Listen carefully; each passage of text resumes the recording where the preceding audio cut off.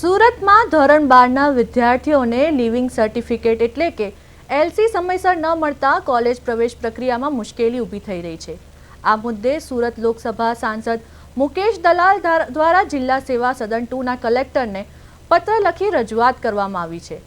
વિદ્યાર્થીઓને માર્કશીટ અને original school leaving certificate સમયસર ન મળતા એડમિશન માટે જરૂરી દસ્તાવેજો પ્રક્રિયામાં વિલંબ થઈ રહ્યો છે, જેના કારણે કિંમતી દિવસો બગડી રહ્યા હોવાનું પત્રમાં ઉલ્લેખ કરવામાં આવ્યો છે।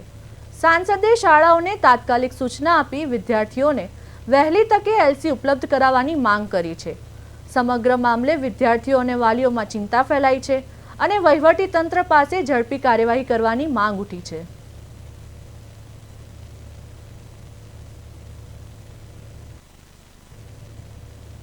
કોલેજમાં એડમિશનની પ્રક્રિયા પણ શરૂ થઈ રહી છે।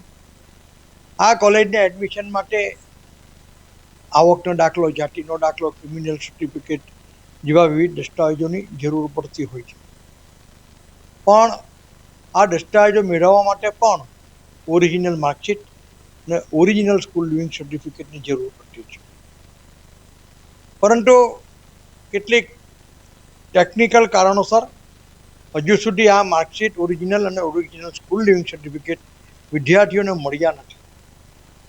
તેને કારણે કોલેજોમાં એડમિશનની પ્રક્રિયા